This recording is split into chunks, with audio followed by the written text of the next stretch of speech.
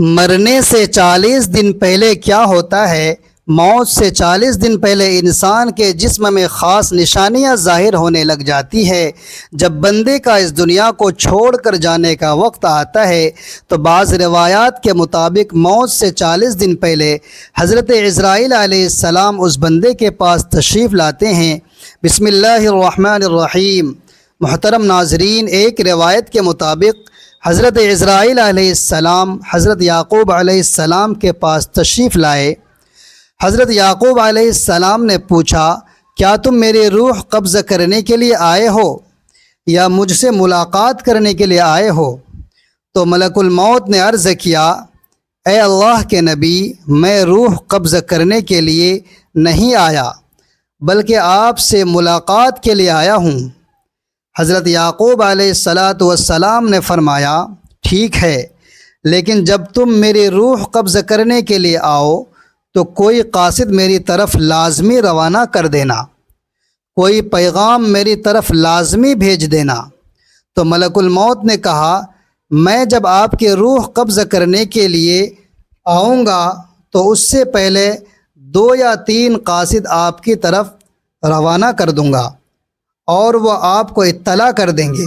چنانچہ ایک وقت آیا جب ملک الموت حضرت یعقوب علیہ السلام کے پاس اچانک تشریف لائے اور روح قبض کرنے کی بات کہی تو حضرت یعقوب علیہ السلام نے فرمایا کہ تم نے تو مجھ سے وعدہ کیا تھا کہ میں تمہاری روح قبض کرنے سے پہلے کوئی قاصد بھیجوں گا، کوئی پیغام دینے والا آپ کے پاس بھیجوں گا، اچانک روح قبض کرنے کے لیے نہیں آؤں گا۔ تو ملک الموت نے فرمایا، میں نے آپ کی طرف قاصد بھیجا تھا اور وہ بھی 3 قاصد بھیجے تھے۔ حضرت یعقوب علیہ السلام نے فرمایا، وہ کون سے قاصد ہیں؟ ملک الموت نے فرمایا، پہلا قاصد یہ تھا کہ جب آپ کی داڑھی اور سر کے بال سیاہ تھے وہ سفید ہونے لگے۔ دوسرا قاصد میرا یہ تھا کہ آپ کے جسم میں جو طاقت اور توانائی تھی وہ ختم ہونے لگ جائے گی اور آپ کے جسم میں کمزوریاں آنے لگیں گی۔ اور تیسرا قاصد میرا یہ تھا کہ آپ کی کمر جو بالکل سیدھی تھی وہ آہستہ آہستہ جھکنے لگے گی۔ تو یہ تینوں نشانیاں ملک الموت نے بتلائیں۔ ملک الموت یعنی حضرت عزرائیل علیہ السلام نے فرمایا کہ ہر مرنے والے کے پاس تقریباً میرے قاصد آتے رہتے ہیں، لیکن لوگ ان کو نہیں سمجھتے، لوگ ان کو نہیں مانتے۔ اگر مرنے والا بندہ اپنی زندگی میں نیکیاں اور تقوی پرہیزگاری اختیار کرتا رہا، پھر اس کی موت کے بعد اس کا چہرہ خوبصورتی سے چمک اٹھتا ہے، تو یہ ایسی علامت ہے جس سے اچھا تاثر لیا جا سکتا ہے اور اس بات کی امید کی جا سکتی ہے۔ مثال کے طور پر مرنے کے بعد لوگ اس کی تعریف کریں گے اور اس کے لیے دعائیں کریں گے، تو یہ اس کے لیے نیک ہونے کی نشانیاں ہیں۔ اسی طرح زندگی میں اچھے لوگوں کی صحبت میں انسان کے نیک ہونے کی نشانی ہے۔ حسن خاتمہ کے بہت سے اسباب ہیں جن میں اللہ تبارک و تعالیٰ کی اطاعت پر استقامت ہے، اللہ تعالیٰ کے بارے میں حسن ظن، سچائی، پرہیزگاری، توبہ، موت کو کثرت سے یاد کرنا، دنیاوی خواہشات کو کم کرنا، آخرت کی فکر اور نیکوکار لوگوں کی صحبت قابل ذکر ہے۔ ناظرین، روح جب جسم کو چھوڑنے کے لیے بالکل تیار ہو، یعنی موت سے تقریباً 24 گھنٹے پہلے، تو ہاتھ پاؤں اور ٹانگوں کی جلد پر محسوسات ختم ہو جاتی ہیں اور ان کا رنگ بدلنا شروع ہو جاتا ہے اور نیلا رنگ اختیار کرنا شروع کر دیتا ہے۔ یہ واضح نشانی ہے جس میں سانس اکھڑنا شروع ہو جاتا ہے اور بے ترتیب ہونا شروع ہو جاتا ہے اور دھیرے دھیرے سانس بجھ جاتا ہے۔ حضرت عائشہ صدیقہ رضی اللہ تعالی عنہا سے روایت ہے کہ رسول اکرم صلی اللہ علیہ وآلہ وسلم نے ارشاد فرمایا کہ جب اللہ تعالی کسی بندے کو نیک بخت بنانا چاہتا ہے تو مرنے سے پہلے 1 سال پہلے ایک فرشتہ اس کے پاس بھیجتا ہے اور وہ اسے درست کرتا ہے اور نیک عمل کی طرف رغبت دلاتا ہے یہاں تک کہ وہ نیک حالت میں مرتا ہے، اور سب لوگ کہتے ہیں یہ شخص نیک حالت میں مرا ہے۔ اور جب ملک الموت حاضر ہوتا ہے اس وقت اللہ تعالی اس کے آخرت میں رہنے کی جگہ یعنی وہاں کے سامان اور راحتوں کو جو اللہ پاک نے اس کے لیے مہیا کر رکھے ہیں تیار کر کے رکھتا ہے اور اسے دکھا دیتا ہے، تو اس کی روح خوش ہو کر نکلنے کا قصد کرتی ہے۔ اس وقت یہ شخص اللہ تبارک و تعالی کی ملاقات کے لیے خواہش کرتا ہے اور اللہ تعالی اس کی ملاقات کو پسند بھی کرتا ہے۔ پھر ملک الموت روح قبض کرتا ہے، اور جب اللہ کسی بندے کے ساتھ برا کرتا ہے تو مرنے سے 1 سال پہلے اس کے پاس ایک شیطان بھیجتا ہے جو اسے گمراہ کرتا ہے اور بہکاتا رہتا ہے، یہاں تک کہ وہ بری حالت میں مرتا ہے اور سب لوگ کہتے ہیں کہ اسے بہت بری موت آئی ہے۔ جب ملک الموت حاضر ہوتا ہے تو اللہ تبارک و تعالی اس کے آخرت میں رہنے کی جگہ اسے دکھا دیتا ہے، تو اس کی روح خوف سے بدن کے اندر گھس جاتی ہے۔ اس وقت اللہ تبارک و تعالی کی ملاقات یعنی سامنے آنے کو یہ ناپسند کرتا ہے، اللہ تعالی اس کی ملاقات کو بھی ناپسند کرتا ہے۔ پھر ملک الموت اس کی روح سختی سے کھینچ کر قبض کرتا ہے۔ کتاب الفضا کے مصنف اس حدیث کی تشریح میں کہتے ہیں کہ ملک الموت کے بلانے پر جان اس طرح نکلتی ہے جیسے سانپ سپیرے کے سوراخ سے نکلتا ہے۔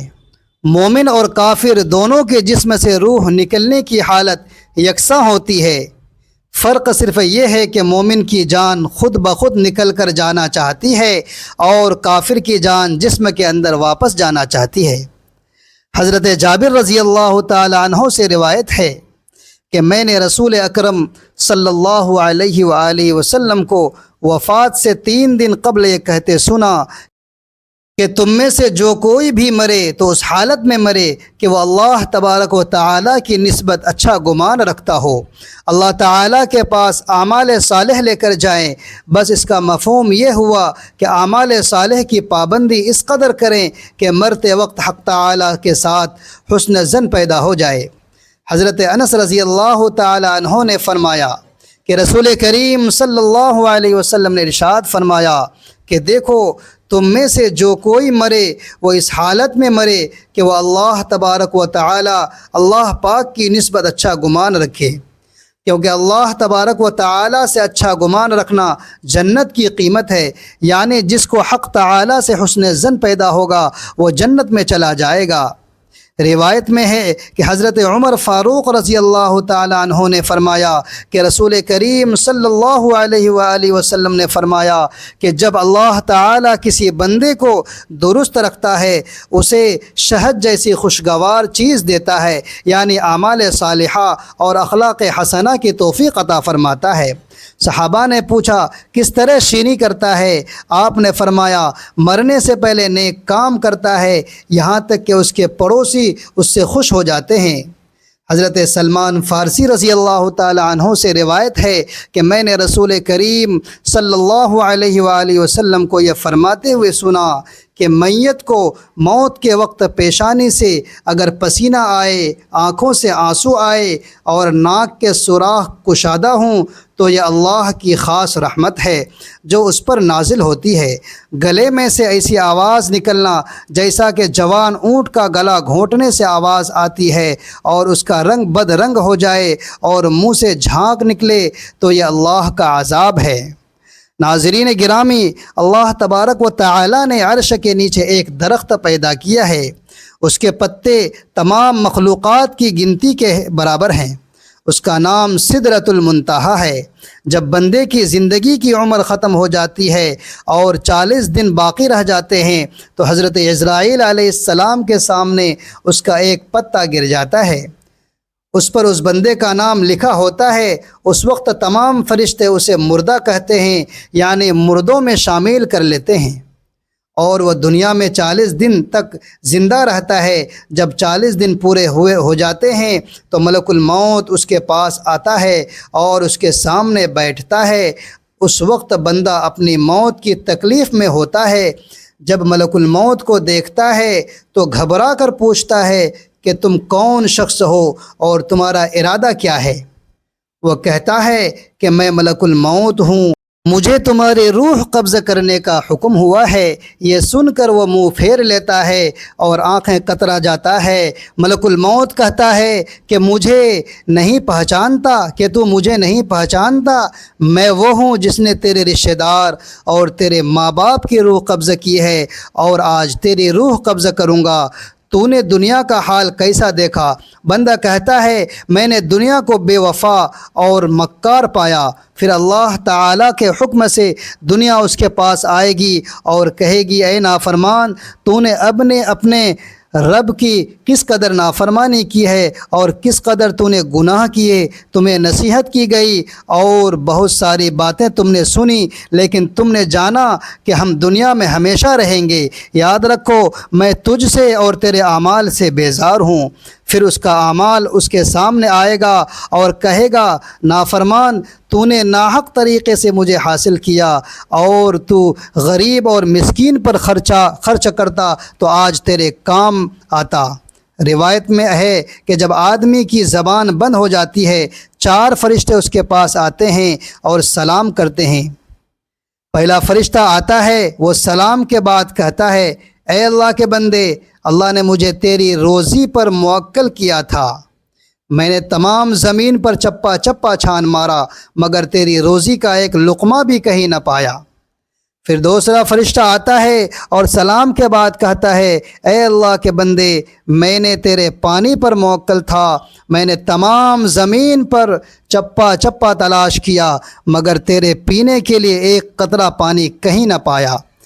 پھر تیسرا فرشتہ آتا ہے اور سلام کے بعد کہتا ہے اے اللہ کے بندے، میں اللہ کے حکم سے تیری سانس پر موکل تھا، میں نے تمام زمین پر چپا چپا چھان مارا، لیکن میں نے کہیں بھی تیرے واسطے ایک سانس بھی کہیں نہ پایا۔ چوتھا فرشتہ آتا ہے اور سلام کے بعد کہتا ہے کہ بندے، اللہ کے حکم سے میں نے تیری عمر پر موکل تھا، میں نے تمام زمین پر چپا چپا تلاش کیا، مگر تیری عمر کا ایک لمحہ بھی نہ پایا۔ اس کے بعد نام اعمال لکھنے والے 2 فرشتے اس کے پاس آتے ہیں اور سلام کے بعد کہتے ہیں اے اللہ کے بندے، ہم تیرے اعمال لکھنے پر موکل تھے۔ وہ نام اعمال اسے دکھائیں گے اور وہ کہیں گے دیکھ کر یہ تیرا نام اعمال ہے۔ اس میت کی آنکھوں سے آنسو جاری ہوتے ہیں اور وہ دائیں بائیں دیکھتا ہے اور نام اعمال پڑھنے سے ڈرتا ہے۔ اس کے بعد ملک الموت اس کی روح کو قبض کرتے ہیں۔ روایت میں آتا ہے کہ ربیع بن انس رحمۃ اللہ علیہ سے کسی نے پوچھا کہ ملک الموت تنہا ہی سب کی روح قبض کرتے ہیں یا ان کے ساتھ اور بھی فرشتے کام میں شریک ہوتے ہیں؟ تو فرمایا کہ روح قبض کرنے کا کام انہی کے حوالے ہے، لیکن اس کام میں مدد کے لیے بہت سے فرشتے ان کے ساتھ ہوتے ہیں، اور ملک الموت ان سب کے سردار ہیں، ان کا ہر قدم دنیا کے برابر ہے۔ حضرت ربیع بن انس رحمۃ اللہ علیہ سے پوچھا کہ مومن کی روح کہاں رہتی ہے؟ فرمایا 7ویں آسمان کے اوپر سدرۃ المنتہا کے پاس۔ حضرت ابو ہریرہ رضی اللہ تعالیٰ عنہ سے مروی ہے کہ سرکار دو عالم صلی اللہ علیہ وآلہ وسلم نے ارشاد فرمایا جب انسان مر جاتا ہے تو اس کے اعمال کے ثواب کا سلسلہ اس سے منقطع ہو جاتا ہے، مگر 3 چیزوں کے ثواب کا سلسلہ باقی رہتا ہے۔ نمبر 1 صدقہ جاریہ، نمبر 2 راستے میں پڑی ہوئی اینٹ جو راہگیر کو نقصان پہنچائے اسے راستہ سے ہٹا دینا، نمبر 3 پر ہے نیک صالح اولاد جو مرنے کے بعد ان کے لیے دعائیں کریں۔ ایسے اعمال جن کا تعلق دنیاوی زندگی سے ہوتا ہے ان کے اثرات مرنے کے بعد دنیا میں ختم ہو جاتے ہیں۔ ناظرین، اللہ تعالیٰ سے دعا ہے کہ اللہ پاک ہمیں نیک اعمال کرنے کی توفیق عطا فرمائے اور ہمارا خاتمہ ایمان پر فرمائے، آمین۔ ناظرین، ویڈیو اچھی لگے تو ویڈیو کو لائک کریں، شیئر کریں، چینل کو سبسکرائب کریں اور کمنٹس باکس میں اللہ تعالیٰ کے 99 ناموں میں سے ایک نام ضرور ٹائپ کریں۔ اگلی ویڈیو تک کے لیے اجازت دیجیے، اللہ حافظ۔